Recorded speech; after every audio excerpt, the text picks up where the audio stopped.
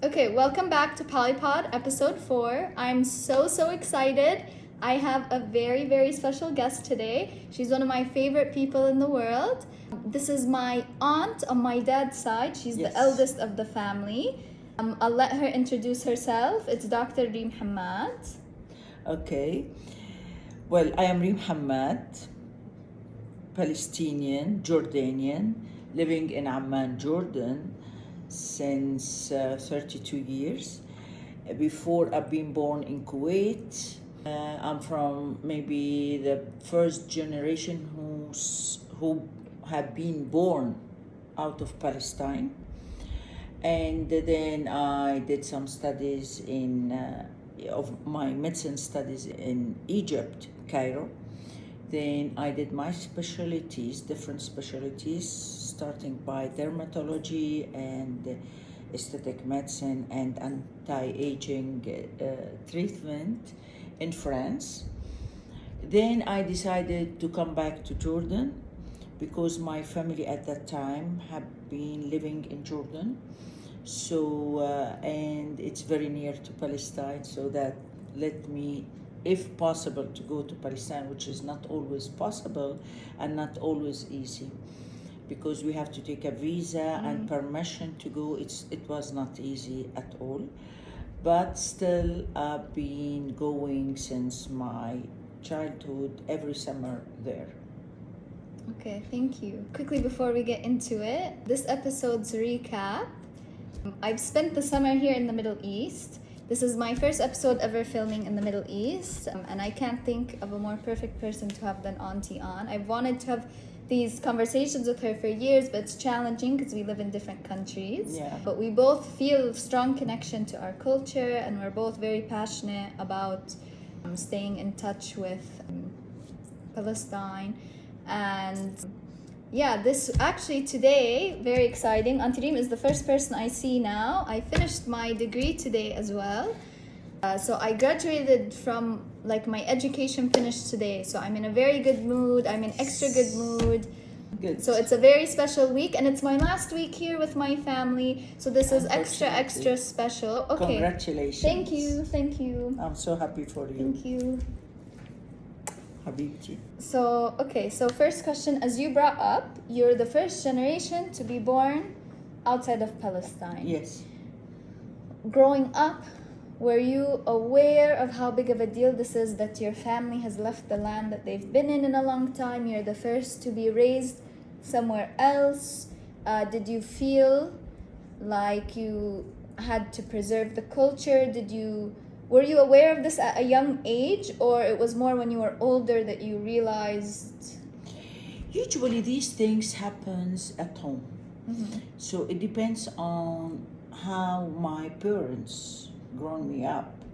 So my father was always talking about Palestine and about their pushing them out of Palestine and their suffering and what they passed through when they are kicked out of their land. So since we have been childs, we have been hearing these stories, and the feelings of the child is pure and clean.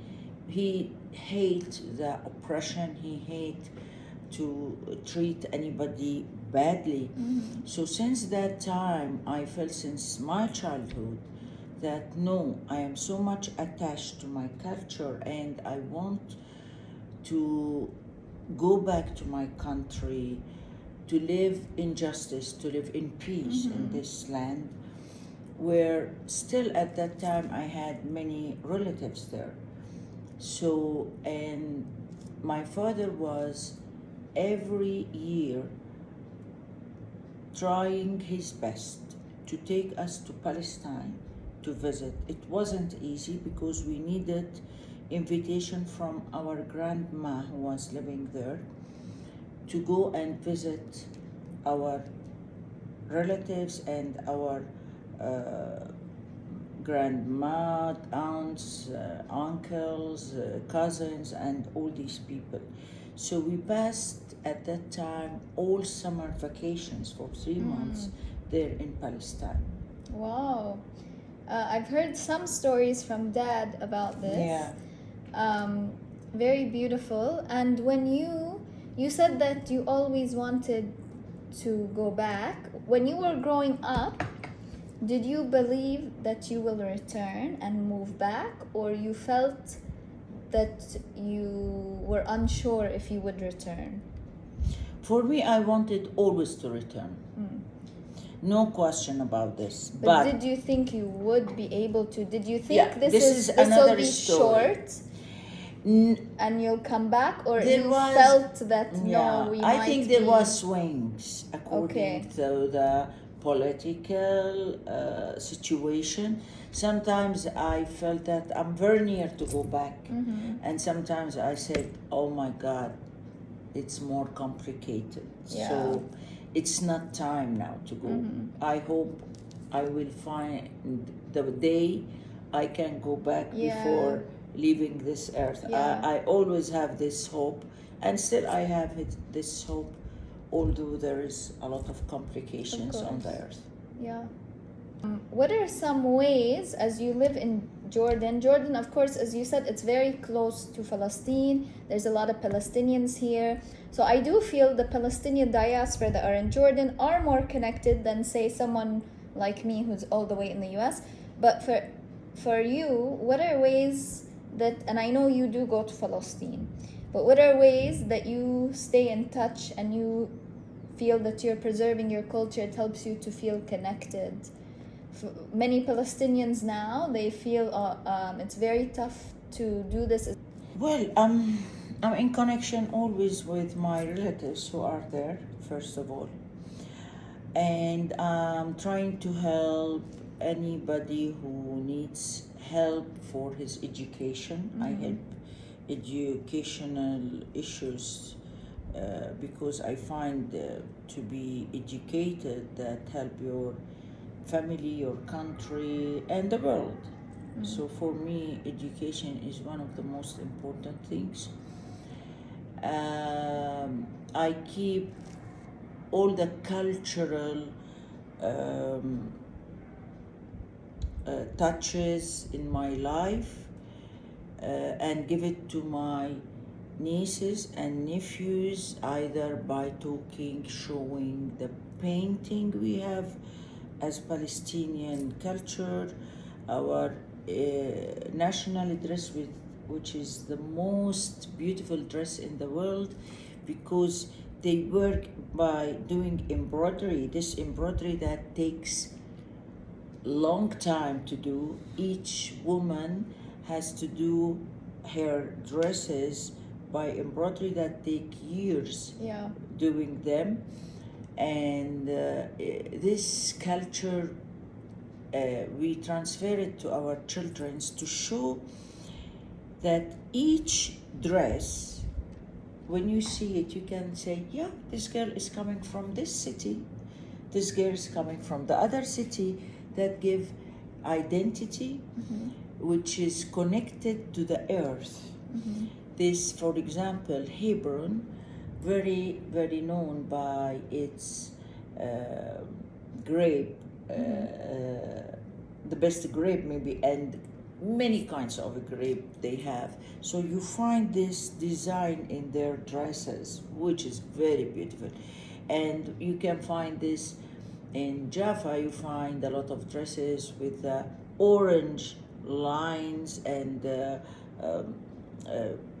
orange fruits, these things. So you can tell, oh, she's coming from this. So this is a beautiful culture. Our food, we have a lot nice, delicious food that I'd like to show when I share in any, we say fairs, that feast? No, feasts, for example. We like to share, to show how much our kitchen is rich by vegetables, by different kinds of food, very rich. And all these things show that these people did not come from nothing. These people have a deep culture related to their land, related to their roots. So And of course, I like to share all this information to the surroundings, to my new generations of the family, and feasts, you said. Mhm. Yeah, so I like to show how much our culture is rich, to keep it. Yeah. Because the other part, some people like to say, this is our food. No, it's not Yeah. their food, not, this is came from this heritage of more than 7,000 years. Yeah, that's beautiful. I think you've gone to Palestine the most out of the extended family. Yeah. Can you tell us a bit about why the family came to Jordan? I know Teta, my grandma, she left Palestine when they got married. He wanted someone from Nablus, Yeah. the city, and I know they met. I'm not sure how they met, but she came here to Jordan when they got married because he was already living here, correct? Not exactly. Okay. If you have details on Okay, the my story. father left Fur'ana and Jaffa because he was a student in Jaffa. He left the school. They said, today we'll start the war and go back to your villages. So he went back to his village. He did not find his family. His family has been pushed out of the village by the army, who was killing here and there. So the people are afraid, so run away. And they told them, don't be afraid, in a few days you will come back, within 1 week. Right. You will come back. And so when he asked people, told him, your family is staying under the trees there in the way to another city called Lod. So he found his family. He said, where is my father? They said, your father stayed in the village fighting the attackers of the village with some few people there. And he might follow us, might not, we don't know. So they went to Lud and they rented a small store, an empty store, to sleep there. And he stayed there, my dad, with his family for a few days. Fortunately, they have some money with them, but that finished. My grandma has some in her clothes hiding some golden pieces under the buttons of her dress. So they started selling these buttons of gold to live.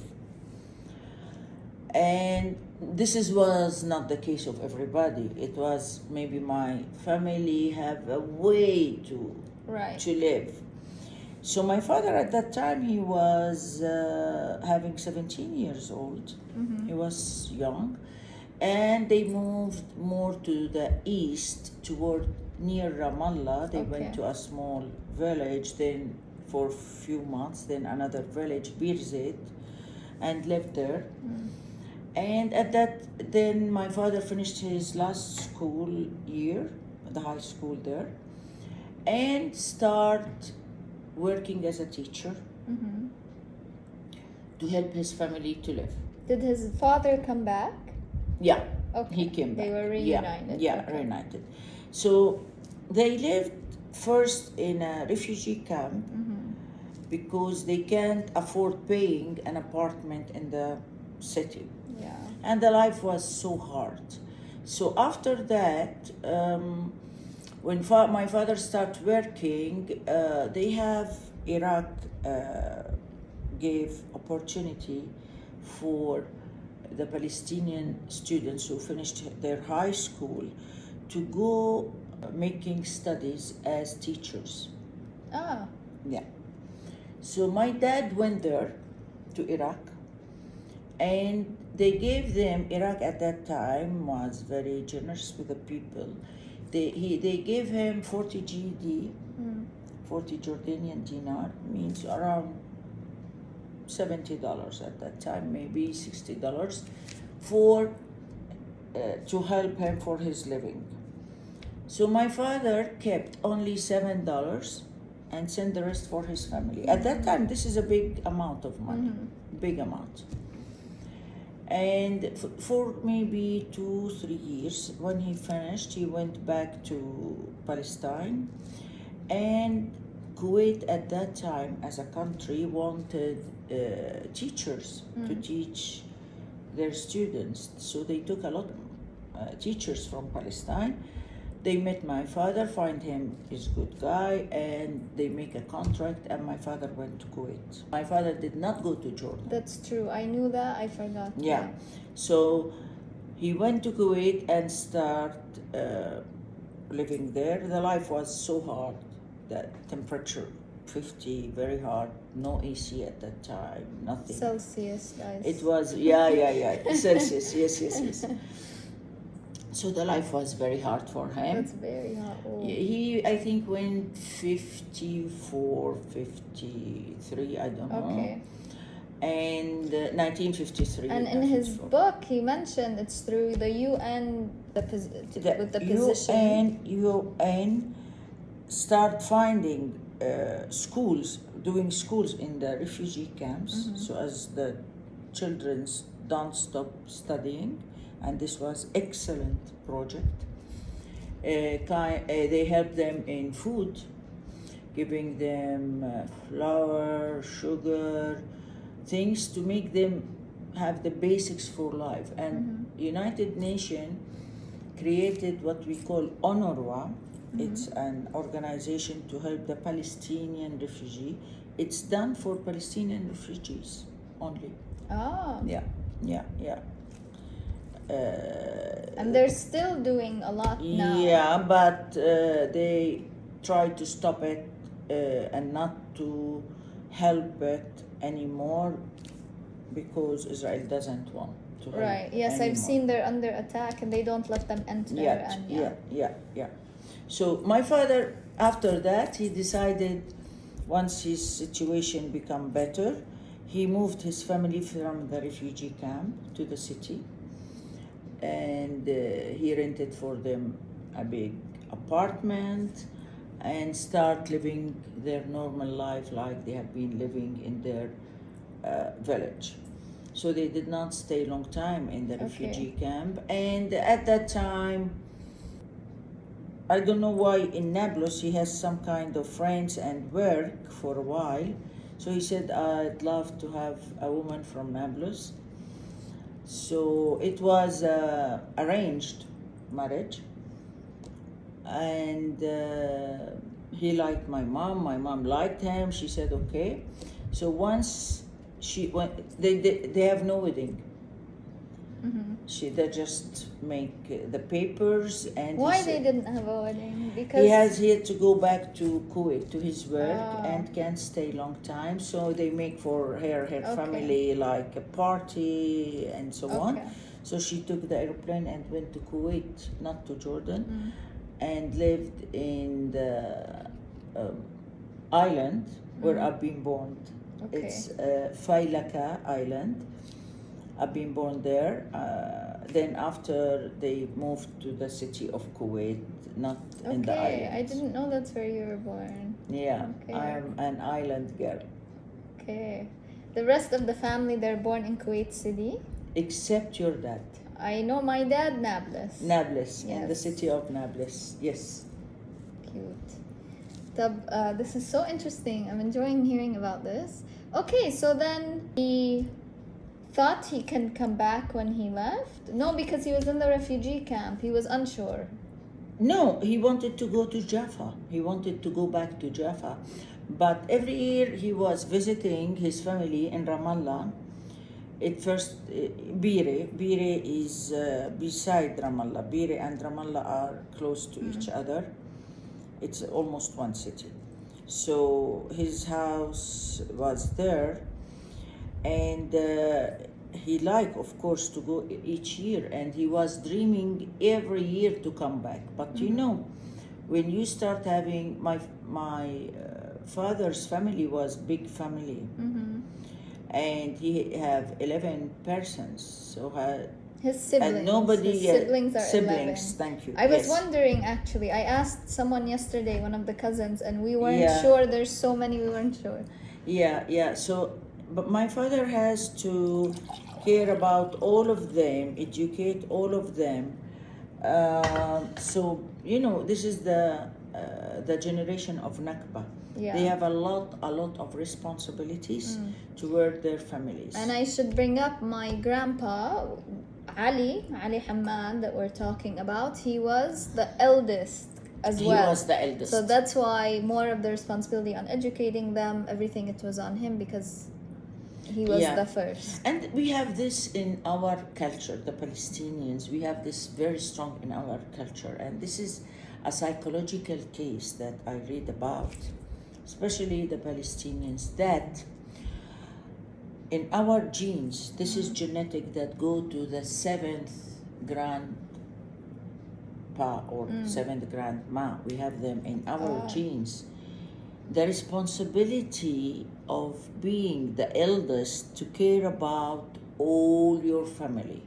So this is what my dad did. He was caring about all his family members. Then once he finished, we became his children's. From me, the eldest, until the youngest, he was, for them, the Palestinians, number one in the life is education. So he did everything to educate everybody, to let them reach good positions in work and depend on themselves. And this is what he did also with us. This is very, very strong, strong and good thing, that you do everything to save your beloved one. And my understanding is Sida Ali, he was going to school to be a doctor, and he had to stop to support his siblings, and he helped to put them through school. And his dream was to be a physician, and he has the opportunity to get this to UK. And once the war happened, he lost this opportunity, unfortunately, and he has other important things in his life to do, his family. So he left his dream and accepted to study to be a teacher and to work a teacher to save his family. Yeah, this is very, very common in all nakba generation. Yeah. We see this. Most of eldest brothers did this. Okay. For my grandfather, he was at Kufrana, a rich man, because he has a lot of lands. Each time he has money, he buy lands. He buy lands. So when the war happened, most of his money in his lands. Yeah. So it wasn't easy. And they took the land. Of course, it's Illegal. being occupied. They took it. Yes. Occupied. So yeah. They have no house, no land, nothing. Yeah. The only way to survive that time, the small pieces of gold with my grandma. And they were citrus farms. Yes, of course. Yeah. Very, very rich. And even my grandpa can't control all of them. I don't know how we say it in English.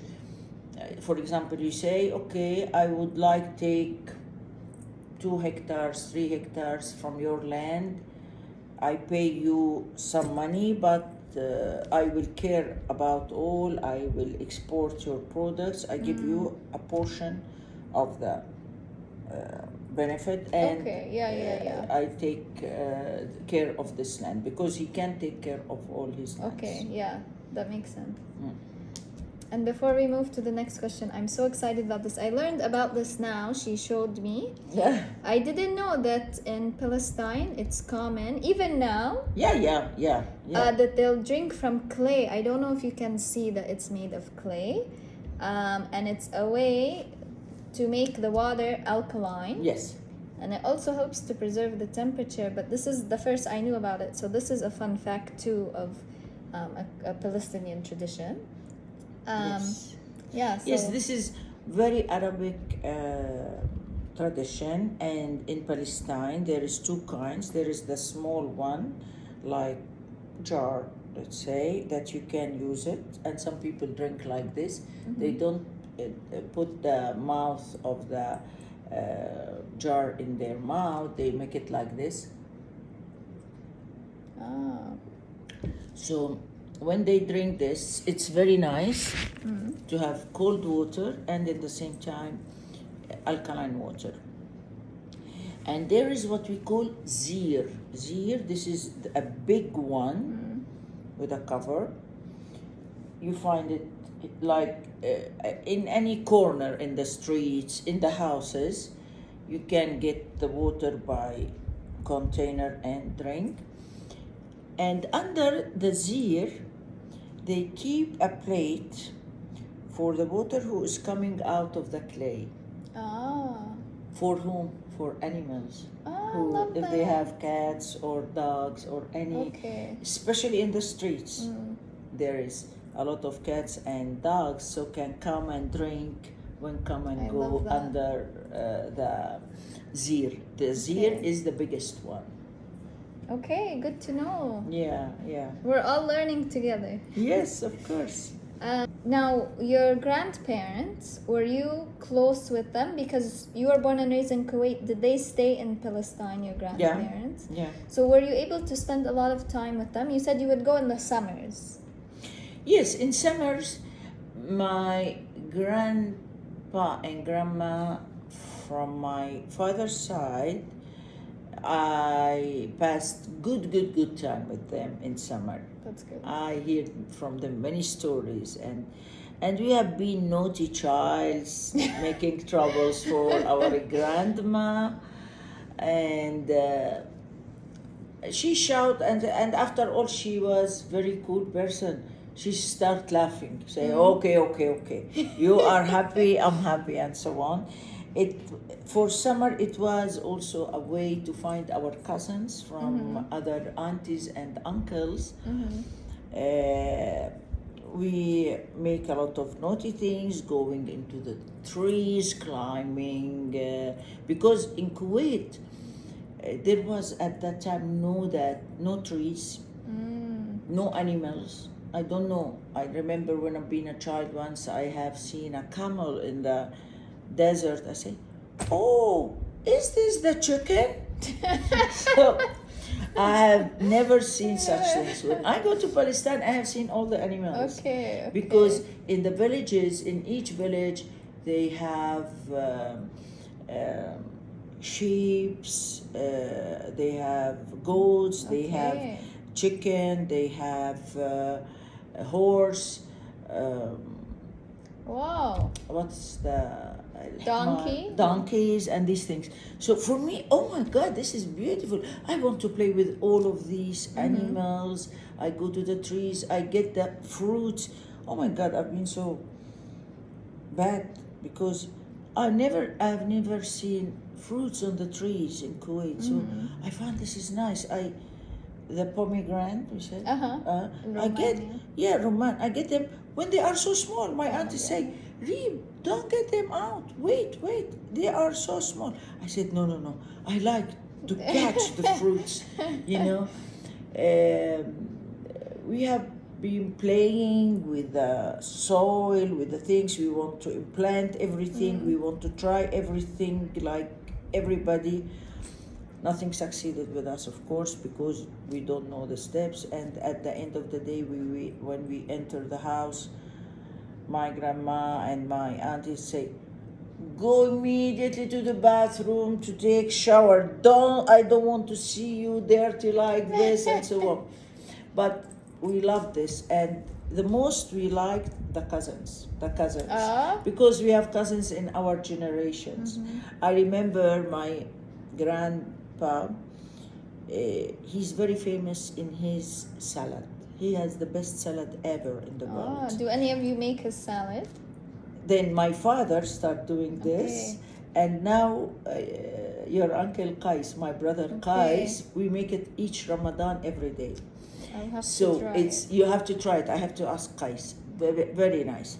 So my grandfather, he make for himself, he eat, he make for his youngest child, my Uncle Hisham, and he put it in a place to find it when his son come. And we children, we say, oh, for whom he is hiding this salad? For my uncle? Yalla, boys, girls, come on. This is a nice salad, let's eat. Of course, each day we make the same. And my grandpa say, who eat the salad? Who eat the salad? So we like, because it's kind of happiness, new experiences with the nature of Palestine, with the new culture of Palestine, the food of Palestine, the nature, the plants, the trees, all these things was for me sort of happiness. And the weather, of course. Yeah. The weather is amazing. Like Jordan. Jordan has an amazing weather. Palestine the same. The most beautiful weather, either in summer, either in winter. It's moderate. Okay. And you still have your cousins Yes, and yes, aunts and yes. uncle family in Palestine. Yes. Yeah. Some of them is abroad, but some still there. Yeah. And really, this is the most happy thing happens for us to see. And you and Dad went, was it 2018 or 2019? Yeah, before Something Corona. like this. Yeah, Something yeah, like before this. Corona. Did you get to see your cousins when you and Dad course, went? Of course, and cute. it was so enjoyable for your dad and for me to see them, to share with them food, share with them going to the old places where we have been raised. And you saw your grandparents' house. I saw photos. Yes. The other one house in Nablus is one of the most beautiful houses, really. Recently, unfortunately, start to fall and they sell it for another Palestinian guy who wants to make something in its place. Okay, well that's good that it's staying with a local. Yeah. I don't know, of course. They can't, the other part can buy in Nablus. Okay. It's some Palestinian guy who want to keep the culture there. Okay.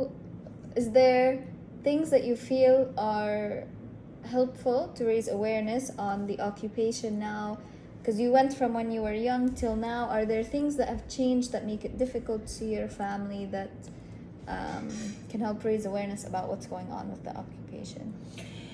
Well, I think the rules of the occupation are getting more and more complicated, more and more aggressive, more and more killing the hope with the people to live peacefully in their land. I hope we can find a way to find kind of peace that keep the dignity of the Palestinians in their land. And because you can't get peace without giving the rights of the Palestinians as well, keeping their dignity. And of course, I don't want to be against anybody, but what is going through in Palestine, no human being could accept. It's completely insane and inhuman. I hope one day we can reach a solution to stop this suffering of Palestinian people, because it's completely unjust. Another point, it's Palestine for me not only nostalgia, it's not only my parents and grandparents, ancestors' land. Since few years, I started visiting Palestine to discover more and more about the history of this land. I start to care more about each historical place, each identical place of Palestinians and Palestine in this land. Even archaeologically, there is nothing show that the opposite parts have been living in this land. Mm-hmm. All the history that we have showing that the Canaanites, these are the old Palestinians who lived on this Yes. land. There is some Yeah. people who live there, the original Palestinians. Yes. And if we are going to talk by Bible, who are the real Israelis, Mm-hmm. when they make analysis for the DNA of the actual Israelis who are living in our land, they have nothing related to the old Israelis who have been Yes. in this land, but the Palestinians, 85%, Mm-hmm. are related to the people of Israel who lived in this Yeah. land. Yeah. And they actually restrict DNA tests Yes, there for the yes. settlers because they know this. Yes, yes. Yeah. So this is what I want to say. They are occupiers coming from all over the world for the Zionist idea, not for real Israeli and Jewish idea, because they are normal people, the Jewish, and the real Israeli will not accept this thing that is happening Yeah. on the land of Palestine. Yes. You're well spoken. Ya Rab. Will English time, okay? Yeah, you're doing excellent. Alhamdulillah. Okay, so I do love for the podcast to be a happy place to come when we're feeling overwhelmed on what's happening, but also at the same time, is there any experiences you had when you were entering Palestine, or any kind of discrimination you face, or stories such as this that you feel comfortable sharing? And do you feel in Jordan, in the US, maybe you've seen there's some things happening with the way they treat Palestinians who protest or speak out? Of course, it makes a difference if you're a citizen or not, things like this. Has your experience here and in Palestine been similar, been different? Well, I take some precautions when I go to Palestine.